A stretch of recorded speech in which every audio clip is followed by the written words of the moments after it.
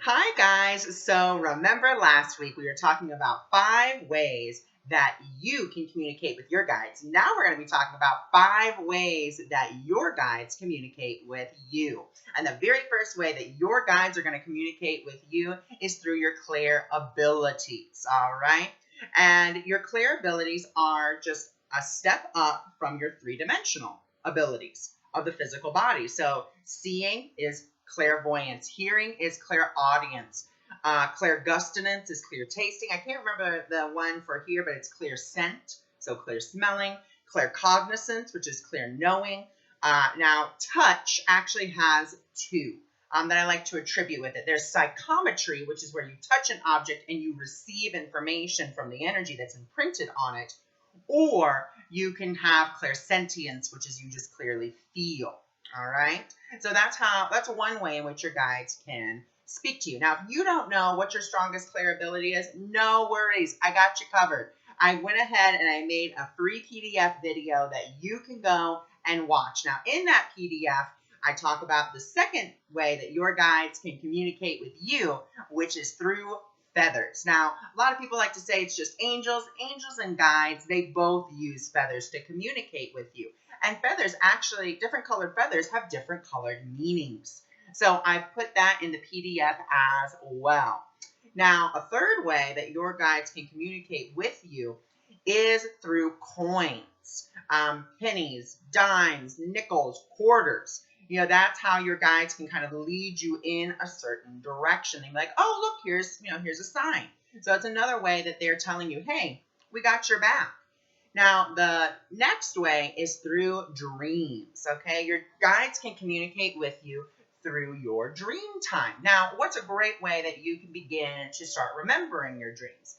This is what I suggest, and it's going to sound so silly and it's going to look ridiculous, but it totally works because I use it and it works for me on me remembering my dreams.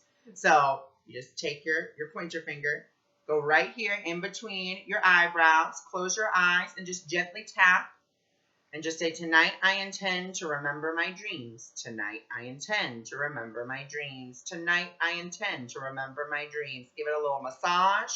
Do that once or twice throughout the day. Because what you're doing is you're reprogramming your mind to say, okay, even though I go to sleep, I want to have that recollection of my dreams. Now, if that's not going to work for you, then what you can do is also called lucid dreaming.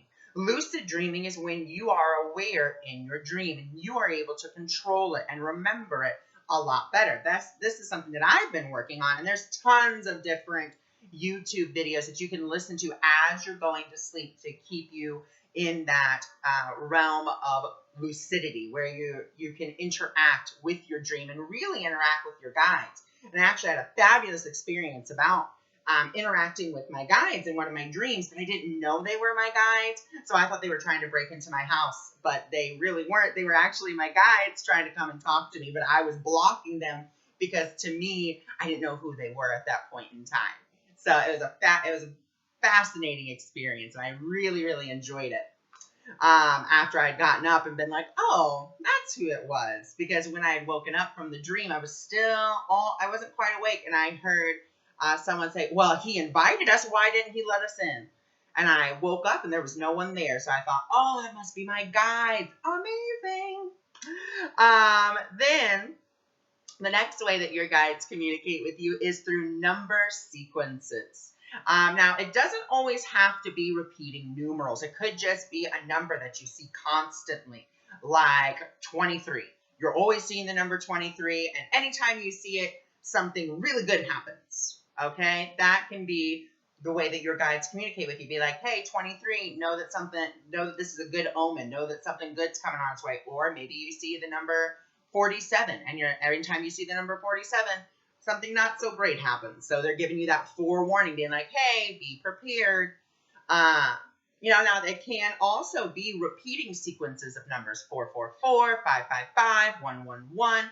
And in the description below, what I'm going to do is actually give you a website that I go to when I don't know an angel number. I don't know what it means. And I've asked myself and I've asked my intuition, but I'm not getting a clear answer. I go to Joanne Sacred Scribes, and I'll put that in the description below for you guys.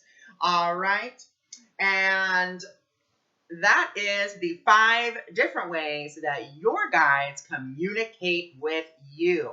Now, guys, if you want to know what your guides want you to know, let's say you're just having a hard time connecting, feel free to come visit my website. And why not come find out what your guides would like you to know and what guides you're working with? Because next week's video, I'm going to be talking about the 5 different types of guides and how you can begin to work with them. All right. Bye.